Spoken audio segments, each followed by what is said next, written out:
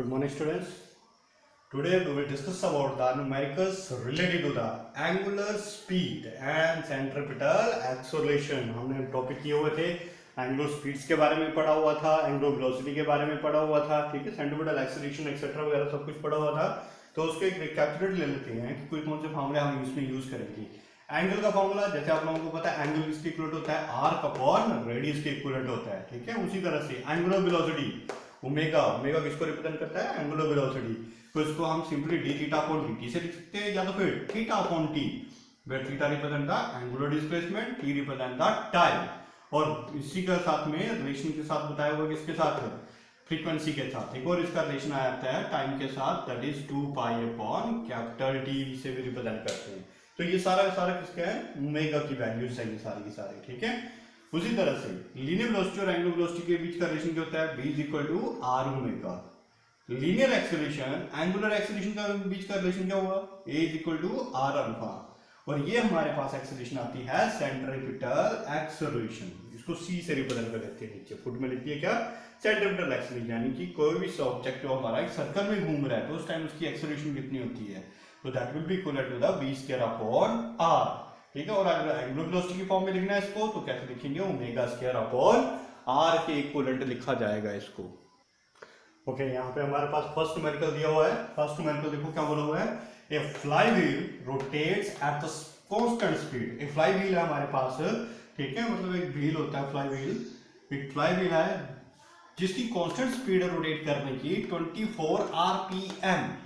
24 RPM. RPM जो होता है उसकी फुल फॉर्म होती है रेवोल्यूशन पर मिनट, यानी कि एक मिनट के अंदर कितने रेवोल्यूशन कंप्लीट कर रहा है ये, ठीक है. तो दैट इज द 2400. हमें पूछा गया है calculate the angle described by the shaft in 1 second. एक सेकंड के अंदर वो शाफ्ट जो घूम रही है हमारे पास, जैसे हमारे मान लेते हैं कि मेरे पास एक फ्लाई व्हील है, ठीक है, कुछ इस तरह से होता है ये फ्लाई व्हील. तो ये रोटेट कर रहा है, इस तरह से घूम रहा है ये, ठीक है. यहाँ से इसकी ये शाफ्ट है, इस तरीके से ये सर्कल में घूमता हुआ. तो बोला गया है इसको ऐसा रख लेते हैं, ये इस तरह से घूम रहा है, ठीक है. तो घूमता हुआ बोलते तो बताओ कि इसमें एक सेकंड के अंदर ये कितना एंगल डिस्क्राइब करेगा. ऑब्वियस ही बात है, जब ये एंगल घूम रहा है तो इसका एंगल जो होगा 0 डिग्री के इक्विवेलेंट होगा, ठीक है. यहाँ पे मान लेता हूँ मैं 0 डिग्री है यहाँ पे. तो घूमता हुआ अगर मैं यहाँ पे लाइन लगा देता हूँ इससे फ्लाईव्हील के ऊपर, तो घूमता हुआ ये जो लाइन जो है यहाँ पे पहुंचेगी, फिर यहाँ पे पहुंचेगी, फिर यहाँ पे पहुंचेगी, फिर यहाँ पे पहुंचेगी. तो हमें ये बोला गया है कि एक सेकंड के अंदर बताओ ये कितना एंगल जो वो डिस्क्राइब करेगी. एक सेकंड के अंदर का टाइम हमें नहीं पता, एक सेकंड में यहाँ पे होगी, यहाँ पे होगा, यहाँ पे होगा, ठीक है. तो एक सेकंड के अंदर हमें निकालना है कि वो एंगल कितना डिस्क्राइब करेगा. हमारे पास सिंपली दी हुई है कांस्टेंट स्पीड होता है आरपीएम, ठीक है. जब भी आपके पास आरपीएम आरपीएस आता है तो that is the value of the, किसकी वैल्यू होती है ये? That is the value of the frequency, ठीक है. कभी भी आपको ये देखने को मिले कि आरपीएम आपके पास दिया हुआ है या आरपीएस दिया हुआ है, ठीक है. आरपीएस भी होता है एक रोटेशन पर सेकंड भी बोला जाता है. तो ये वैल्यूज जो होती है ये किससे रिलेटेड होती हैं? फ्रीक्वेंसी से. यानी कि एक सेकंड के अंदर कितने रेवोल्यूशन कर रहा है, एक मिनट के अंदर कितने रेवोल्यूशन कर रहा है, तो ये फ्रीक्वेंसी को डिनोट करती है. तो फ्रीक्वेंसी कितनी है? 2400 आरपीएम, ठीक है. कितनी आ रही है? 2400 आरपीएम. लेकिन हमें जो कैलकुलेशंस करते हैं, जैसे कि आपने पहले भी पढ़ा कि हमारा सीजीएस सिस्टम ऐसा है सिस्टम, हमारी जो कैलकुलेशंस होती है वो हमारा सिंपल सेकंड में लिए जाता है, ठीक है. तो मैं इस मिनट को कन्वर्ट कर दूंगा किसमें? सेकंड में. कैसे कन्वर्ट करूंगा? 2400 को डिवाइड करूंगा किससे? 62. तो ये बन जाएगा मेरे पास आरपीएस, रोटेशन पर सेकंड. अब ये सारी वैल्यू किसमें कन्वर्ट होगी? सेकंड में कन्वर्ट होगी. तो इसको कैंसिल आउट कर देते हैं, ठीक है. तो कितना है हमारे पास रोटेशन? फ्रीक्वेंसी की वैल्यू बनी मेरे पास 40 आरपीएस, ठीक है. अब मेरे पास एक टाइम दिया हुआ है कि कितने टाइम में निकालो, कितने? 1 सेकंड में कैलकुलेट करो. क्या कैलकुलेट करना आप लोगों ने? थीटा कैलकुलेट करना है, ठीक है. अब जो हमने फार्मूले देखे हुए थे उन फार्मूले के बेस्ड पर हमें ये पता करना है कि कौन सा फार्मूला इस इक्वेशंस के लिए फिट बैठेगा, ठीक है, इस न्यूमेरिकल को सॉल्व करने के लिए फिट बैठेगा. तो यहाँ पे देखो हमारे पास एक फार्मूला पड़ा है, omega is equal to angular displacement पर यूनिट टाइम. टाइम हमारे पास दिया है, फ्रीक्वेंसी इसमें मिल जाती है हमें. ठीक है, तो इसको मैं थोड़ा सा मॉडिफाई कर देता हूँ। कैसे? थीटा निकालना, थीटा मैंने यहीं पर रख दिया, ओमेगा इंटू टी, टी तो हमारे पास ऑलरेडी अवेलेबल है। तो देखो frequency, angular frequency, sorry frequency नहीं है, एंगुलर वेलोसिटी का formula in terms of the frequency क्या होता है? 2 पाई न्यू के इक्वल टू, आ गई ना सारी वैल्यू, न्यू की वैल्यू भी आ गई। तो यहाँ पे theta is equal to 2 pi nu into t. ये आपके पास पहले हमने फार्मूले को मॉडिफाई कर लिया। कभी भी न्यूमेरिकल सॉल्व करना है तो सबसे पहले आपका यही टास्क रहेगा कि पहले उस वैल्यूज को लिखोगे आपके पास क्या क्या गिवन है, उसके बाद उस फार्मूले को लिखो जो आपको पूछा गया है, उसके रिलेटेड जो फार्मूला बनता है उसको लिखो, फिर अल्टीमेटली उस फार्मूले को पूरा के पूरा मॉडिफाई करो अकॉर्डिंग टू दिस न्यूमेरिकल, तब जाकर के आप इसमें वैल्यूज को सब्स्टिट्यूट करोगे। ठीक है, तो यहाँ पे 2 पाई को ऐसा ही रहने दो, doesn't matter, it will represent the angular displacement को रिप्रेजेंट करता है। ठीक है, फ्रीक्वेंसी हमारे पास कितनी निकाली थी?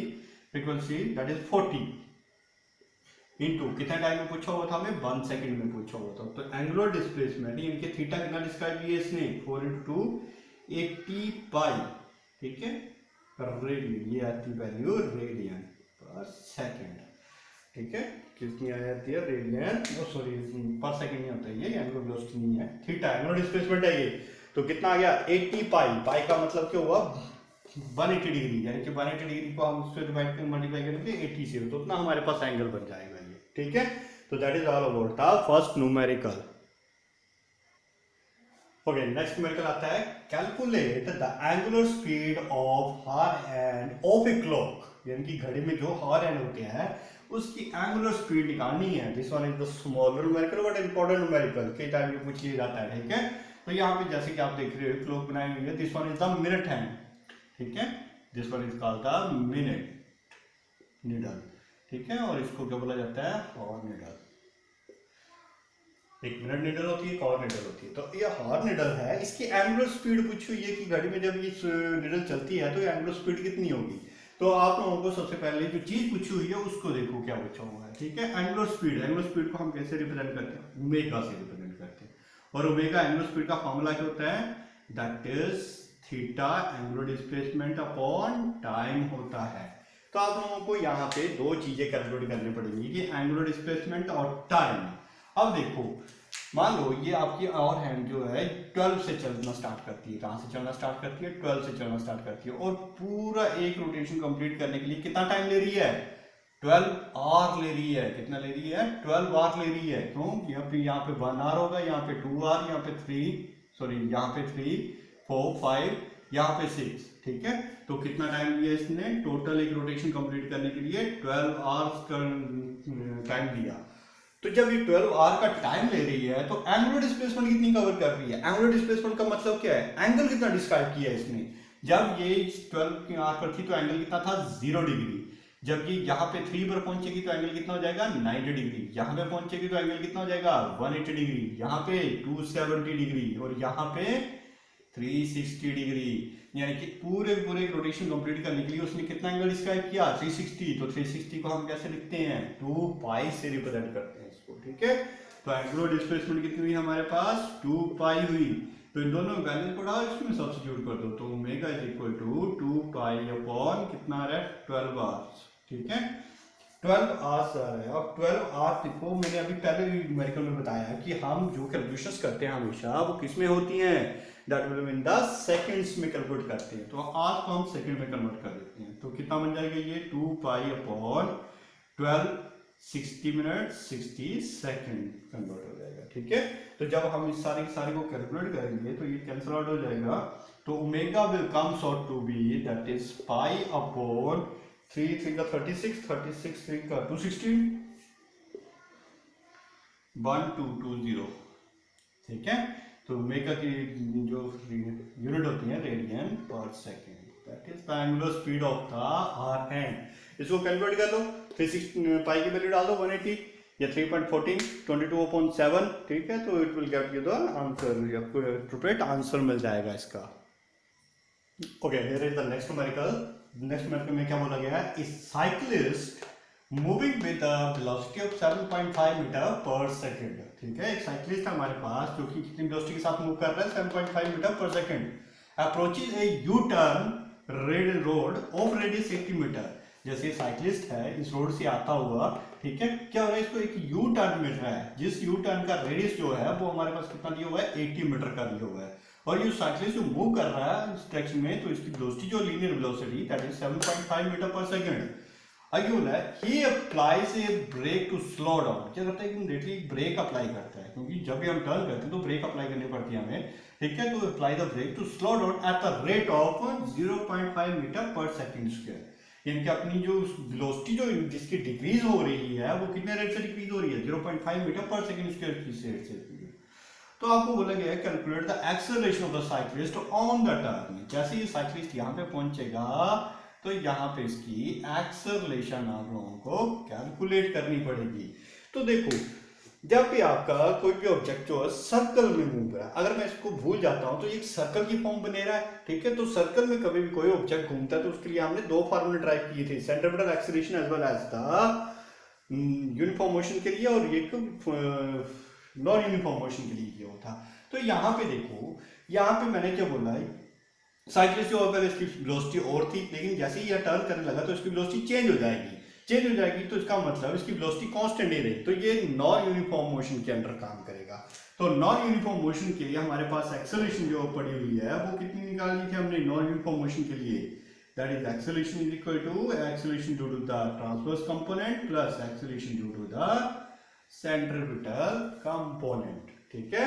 तो यहाँ पे हमारे पास देखो एक वैल्यू जो हमारे पास कुछ एक गिवन है, किसकी, हमारे पास ट्रांसलेशन वैल्यू जो गिवन है, देखो हमारे यहाँ पे नॉर्मल दी हुई है इसमें, ये this one is the given value that is translation acceleration. क्यों, क्योंकि ये मोड काटते टाइम अपनी एक्सेलरेशन को बता रहा है। ये मोड काटते टाइम इसकी एक्सेलरेशन कितनी है, 0.5 मीटर पर सेकंड स्क्वायर है, जबकि सेंट्रीपिटल एक्सेलरेशन नहीं है गिवन आपके पास यहाँ पे। और रेडियस दी हुआ है, आर की वैल्यू दी हुई है हमारे पास 80 मीटर, ठीक है।